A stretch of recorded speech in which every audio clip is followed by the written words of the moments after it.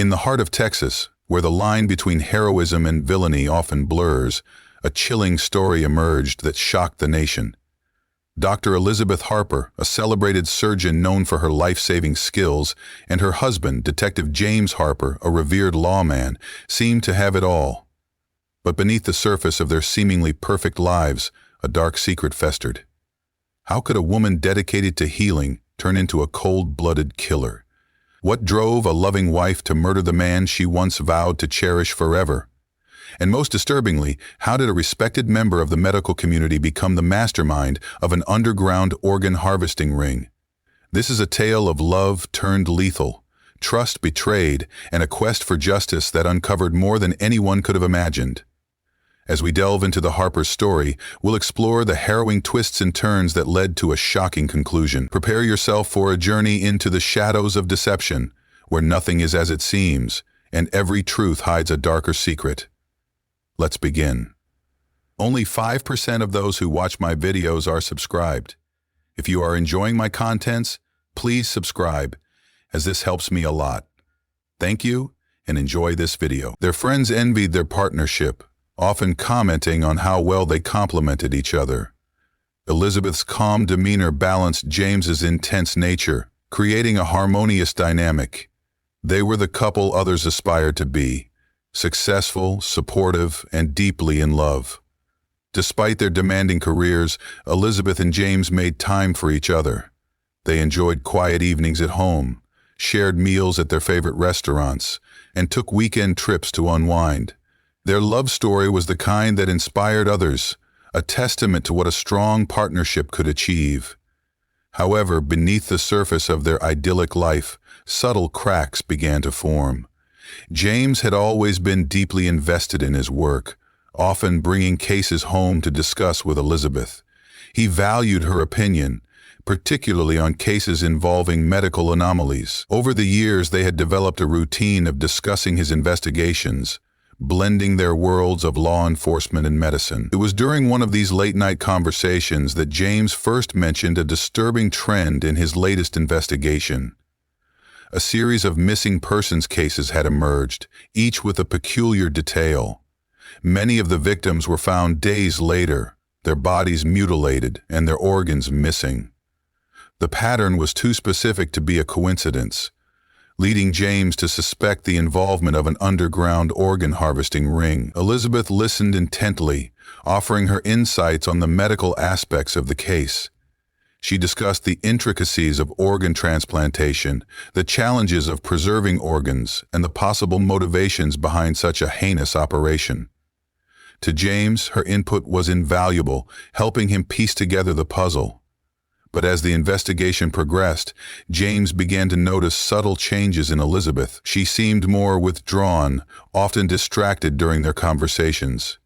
He chalked it up to the stress of her demanding job, but a nagging feeling lingered in the back of his mind. Something wasn't right, and his instincts told him there was more to the story. Unbeknownst to James, Elizabeth was harboring a dark secret, one that, if revealed, would shatter their lives forever. She was deeply entangled in the very organ harvesting ring James was investigating. What had started as a desperate attempt to save lives had morphed into a profitable illicit enterprise that she couldn't escape. As James continued to dig deeper into the case, Elizabeth's world began to crumble. She knew it was only a matter of time before her husband uncovered the truth. The perfect life they had built was on the verge of collapse, and Elizabeth was caught between the love she had for James and the empire she had secretly constructed. Detective James Harper had seen his fair share of gruesome cases, but the recent string of missing persons and organ thefts was unlike anything he had encountered before. He hadn't been in customer-in-transit for years now, and the prospect of being alone in the elaborate disguise preyed on his mind. The precision with which the organs were removed suggested that the perpetrators were highly skilled, possibly with medical training. Each victim's body was found days later, carefully disposed of, and always missing vital organs. The thought of such a cold, calculated operation chilled James to the bone. Determined to crack the case, James worked tirelessly, poring over autopsy reports, witness statements, and forensic evidence. Every lead seemed to point toward an organized network, one that was meticulous and deeply embedded within the city. His instincts told him that the ring operated under the guise of legitimacy, likely involving members of the medical community. Late one night, as James sat in his home office reviewing case files, a realization struck him. Many of the victims had been patients at St. Joseph's Medical Center, the same hospital where Elizabeth worked. The connection was too significant to ignore. His heart sank as a gnawing suspicion began to take hold. Could someone within the hospital be involved in this horrifying scheme? The next day, James discreetly reached out to a trusted colleague in the forensics department, requesting a deeper dive into the medical records of the victims. He also began monitoring Elizabeth's behavior more closely, looking for any signs that might confirm his growing fears. Elizabeth, always the composed and supportive partner, seemed more distant lately, her once vibrant energy now replaced by a subtle tension. One evening, James confronted Elizabeth about the investigation, hoping her insight could shed light on the case. He mentioned the hospital connection and asked if she had noticed anything unusual among her colleagues. Elizabeth's reaction was not what he expected. Her face paled, and she quickly changed the subject, brushing off his concerns as paranoia. It was an uncharacteristic response, one that only fueled James's doubts. As the days passed, James found himself in a whirlwind of conflicting emotions. He loved Elizabeth deeply, but the evidence was mounting, and he couldn't ignore the possibility that she might be involved. The thought was unbearable, yet he knew he had to pursue the truth, no matter where it led. In a moment of quiet reflection, James recalled the early days of their relationship, the long walks, the shared dreams, and the unwavering support they had for each other. The Elizabeth he knew was compassionate and ethical, dedicated to saving lives. The idea that she could be part of something so heinous seemed impossible. But the clues were undeniable. Determined to get to the bottom of the mystery, James decided to investigate further, this time focusing on Elizabeth's activities. He discreetly followed her, noting her late-night meetings, unusual phone calls, and the increasing number of surgeries she performed. Each observation added another layer of suspicion, making it harder for James to reconcile the woman he loved with the evidence before him. One night, James followed Elizabeth to an upscale restaurant, where she met with a man he didn't recognize. Their conversation appeared intense, filled with gestures and hushed tones. James couldn't hear what they were saying, but the body language spoke volumes. The meeting ended with Elizabeth handing over a folder and the man leaving with a satisfied expression. James's heart raced as he processed what he had witnessed. The pieces of the puzzle were falling into place, and the picture they painted was far from the idyllic life he thought he shared with Elizabeth.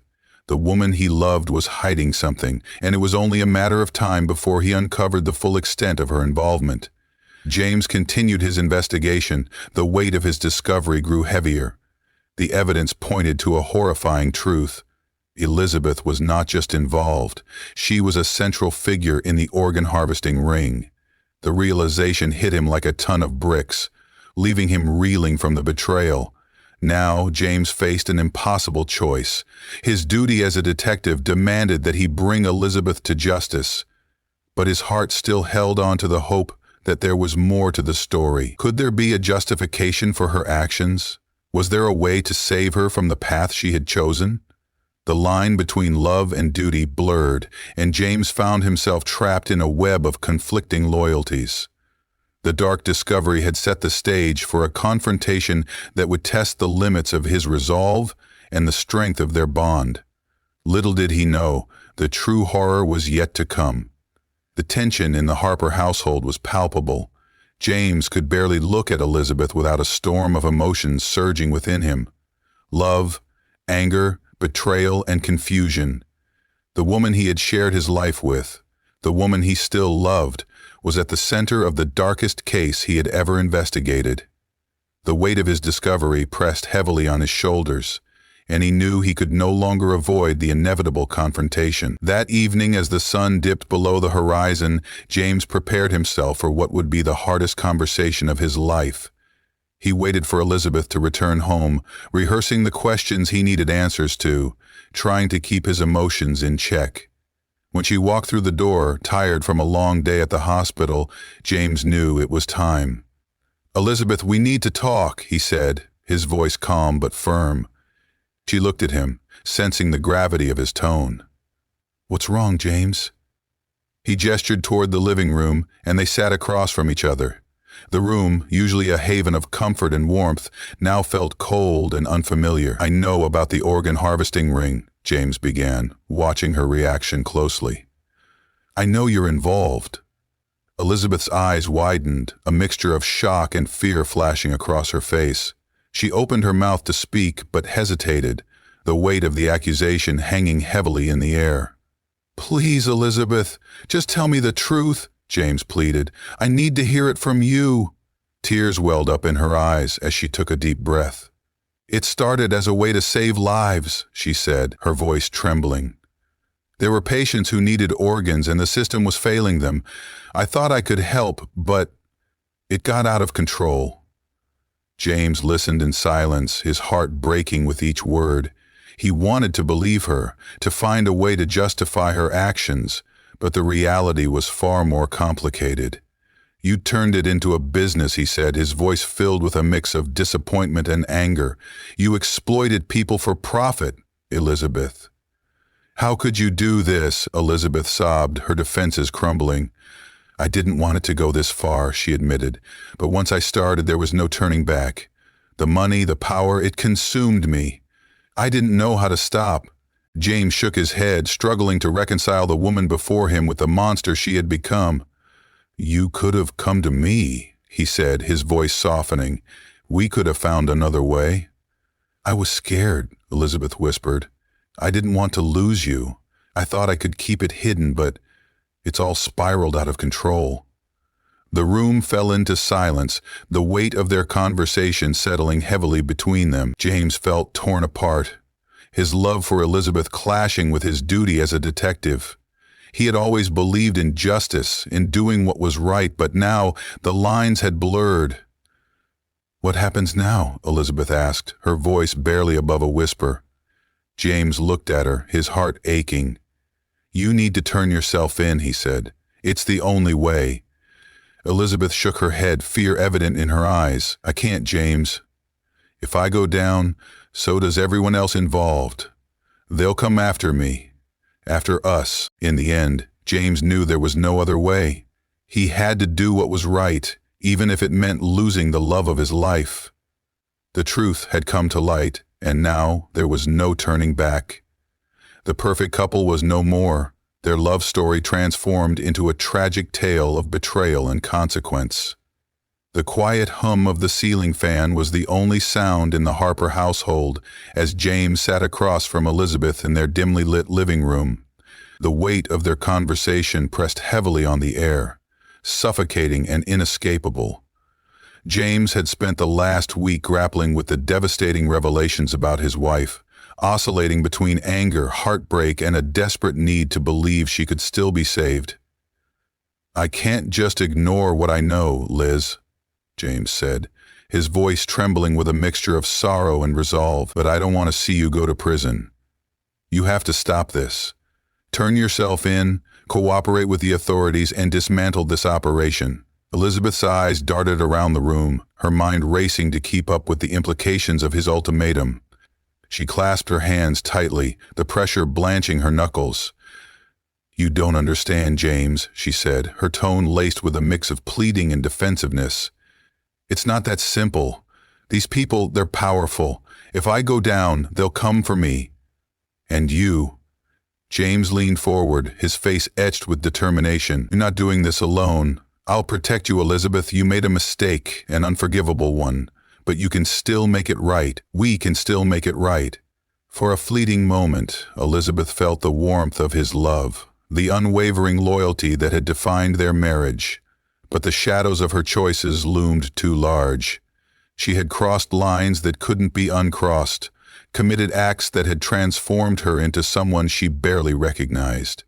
To undo it all meant losing everything she had built, the wealth, the power, the influence, And worse, it meant trusting James, a man who had always lived by the law, to protect her from the very system he upheld. "I can't," she whispered, tears pooling in her eyes. "I want to, but I can't." James reached for her hand, but Elizabeth pulled away, the movement sharp and final. Her mind shifted from hesitation to calculation, the survival instincts that had driven her to this point taking over.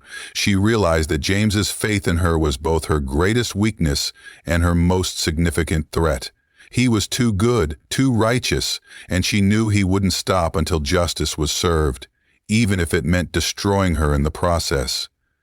Later that night, Elizabeth sat alone in her study, a glass of wine untouched on the mahogany desk. The room was silent except for the soft ticking of the antique clock on the wall. Her thoughts churned like a storm, each possibility darker than the last. She had never imagined her life would come to this, a choice between the man she loved and the empire she had built. James's words echoed in her mind, the plea for redemption clashing with the pragmatic voice urging her to protect herself at all costs. She opened her laptop and began typing furiously, drafting an email to one of her most trusted associates in the ring. If she was going to preserve her empire, she needed to act swiftly. James was a detective, and while his love for her might cloud his judgment temporarily, his sense of duty would soon overpower it.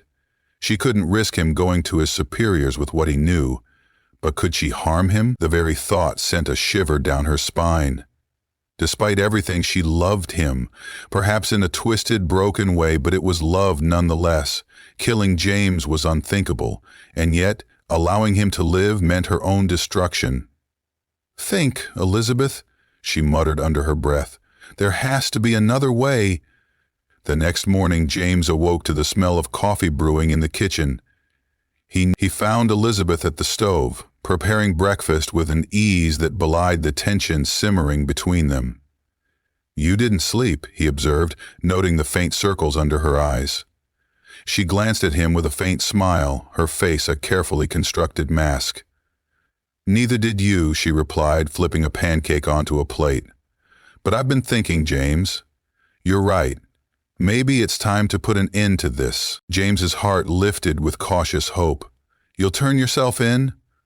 Elizabeth hesitated, then nodded. "Yes, but I need time to prepare. I want to make sure the people involved don't retaliate. If I go down, I need to ensure they can't hurt anyone else. Give me a week." James studied her, searching for any sign of deceit. Her eyes were steady, her tone sincere. "All right," he said finally. "But I'm holding you to this, Elizabeth. No more lies." "No more lies," she echoed, the words tasting bitter on her tongue. As James kissed her forehead and left for work, Elizabeth's smile faded. The countdown had begun. 1 week to make her move. 1 week to decide whether to fight, flee, or face the consequences of her actions. She stared at the knife block on the counter, her reflection distorted in the gleaming blades. A choice loomed before her, one that would change both their lives forever. The Harper household was unusually quiet that evening. Elizabeth moved through the kitchen with methodical precision, preparing James's favorite meal, pan-seared salmon, roasted asparagus, and a side of garlic mashed potatoes. The smell of butter and herbs filled the air, creating a false sense of warmth and comfort. James sat at the dining table, flipping through the notes from his investigation. His face was tense, etched with the strain of their recent confrontations. Yet tonight he clung to the hope that Elizabeth's earlier promise to cooperate wasn't another lie. He wanted to believe her, needed to believe her. Elizabeth set the plates down, her movements almost too deliberate. She poured 2 glasses of red wine and took a seat across from him. They ate in near silence, the sound of utensils scraping against plates the only interruption. "This is nice," James said finally, forcing a smile. "Is it the only interruption to your life?" Her restaurant faced around the room, nave, palace, etc. "I can't remember the last time we had dinner like this." Elizabeth glanced up, her expression unreadable. "It feels like forever," she replied softly. Her hands trembled slightly as she picked up her wine glass, but she quickly steadied them. As the meal went on, the weight of unspoken words became unbearable. James put down his fork and looked at Elizabeth, his gaze searching. "We need to talk, Liz. About everything." Elizabeth stiffened but nodded. "I know," she said, her voice barely above a whisper. James leaned forward, his tone gentle but firm. "I need to hear it from you. What's really going on? I need to know I can trust you." Elizabeth hesitated, her mind racing. She knew this was her moment to come clean, to admit everything and beg for his help, but as she opened her mouth, the words wouldn't come. Instead, she found herself stalling. "I'm scared, James," she said, her voice cracking. "You have no idea how deep this goes. If I tell you everything, it could put both of us in danger." James reached across the table, taking her hand. "We'll face it together. But you need to tell me the truth, no more secrets." For a fleeting moment, Elizabeth had considered doing just that, but the enormity of her crimes and the consequences of confessing loomed too large. Her survival and the tension in the room escalated as James pressed further. "Liz, I love you, but if you don't come clean, I have no choice but to go to my superiors. You know that, right?" Elizabeth's heart pounded in her chest. His words weren't a threat, they were a promise. She realized then that James wouldn't stop until justice was served, and that meant her carefully constructed life was over. Later that evening, the house was eerily still. James was in the living room, flipping through channels on the television, while Elizabeth lingered in the kitchen. She stared at the block of knives on the counter, her mind a whirlwind of fear, anger, and desperation. She thought of everything she had worked for, the lives she had saved, or so she had told herself, and the power she wielded. She couldn't let it all come crashing down because of James. But she couldn't imagine life without him either. Her breath quickened as the walls seemed to close in around her. The pressure was too much. Every choice felt impossible. James's voice broke through her spiral of thoughts. "Liz, are you coming to sit with me?" She turned to look at him, standing in the doorway of the living room. His expression was soft, hopeful even, as if he still believed they could fix this. And in that moment, something inside Elizabeth snapped. "I'll be right there," she said, forcing a smile. She grabbed the chef's knife from the counter, her grip tightening as she walked toward him. Her mind screamed at her to stop, but the storm of emotions raging within her drowned out any reason. As James turned back toward the television, Elizabeth made her move. With a single, swift motion, she plunged the knife into his back. James gasped, a look of shock and betrayal crossing his face as he fell to the ground. Blood pooled around him, staining the hardwood floor. Elizabeth stood over him, the knife still in her hand, trembling. Tears streamed on her face as she realized what she had done. "I'm sorry," she whispered, her voice breaking. "I'm so sorry." But it was too late. James Harper, the man who had loved her unconditionally, was gone. Elizabeth sank to the floor beside his lifeless body, the enormity of her actions crashing down on her. She had crossed the final line, one from which there was no return. For a long time she sat there, paralyzed by shock and grief. But as the night stretched on, her survival instincts took over once more. She couldn't let anyone find out the truth. Not if she wanted to stay free. With shaking hands, she began to clean the scene, erasing every trace of what had happened.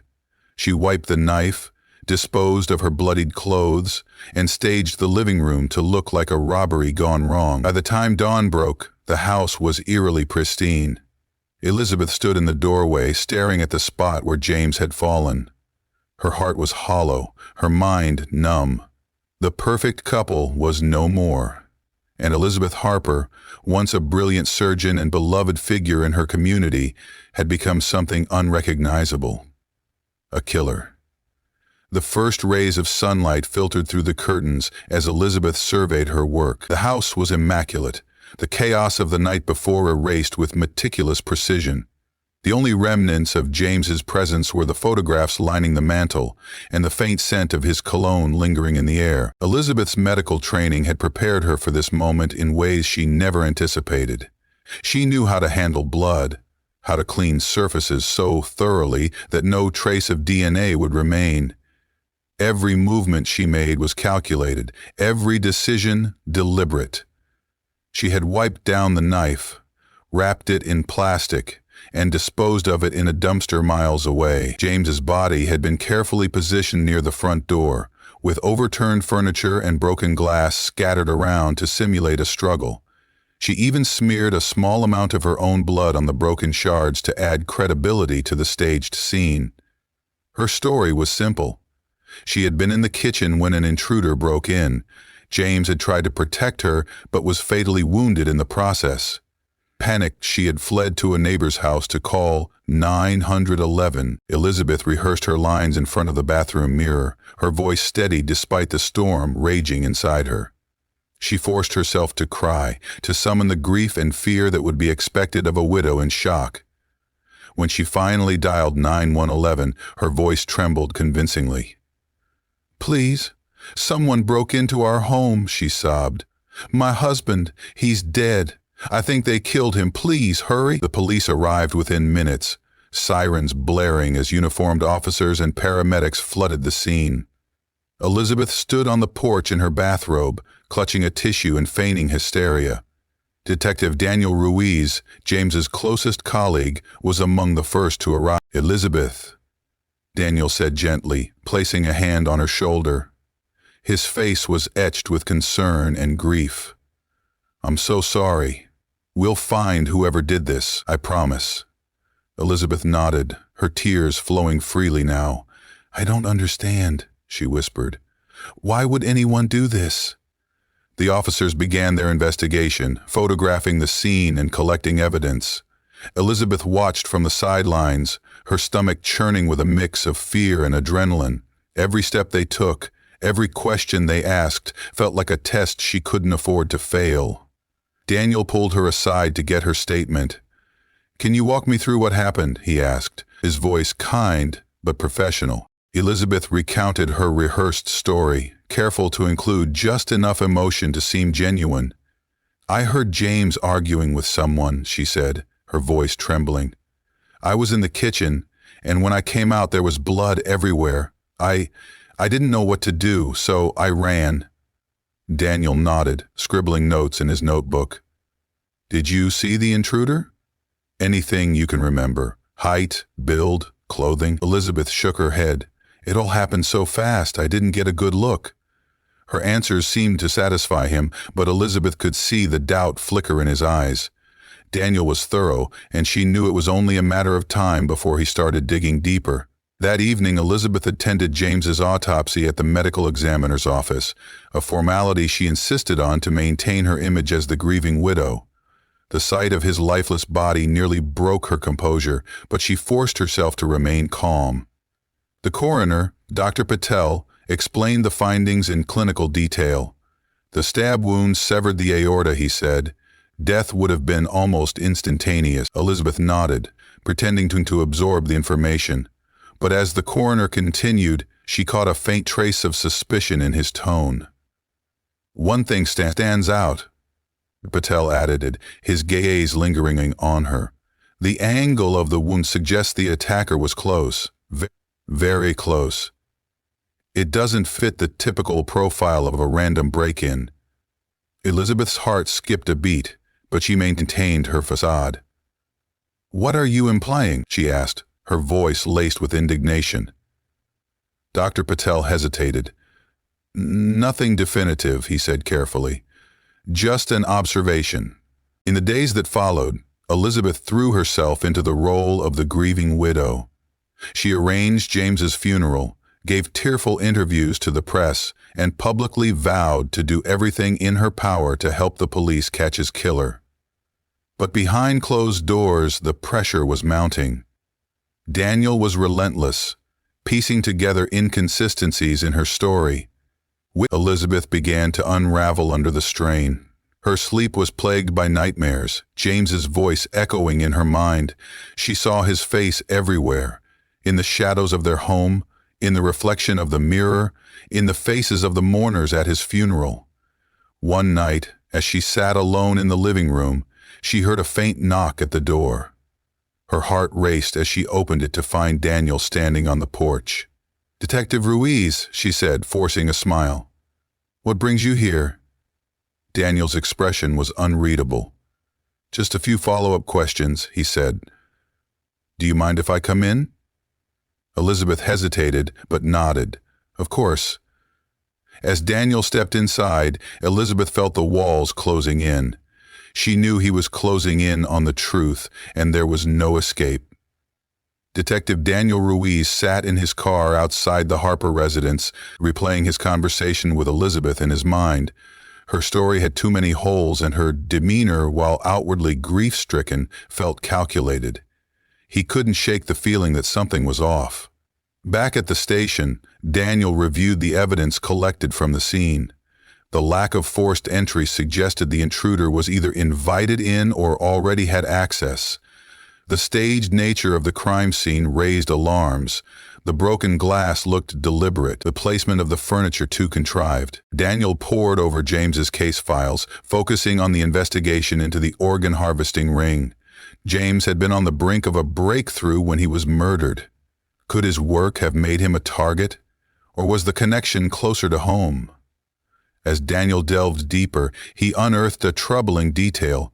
Several of the missing persons linked to the organ ring had been patients at Elizabeth Harper's hospital. It was circumstantial but damning. His gut told him Elizabeth wasn't just a grieving widow. She was hiding something much darker.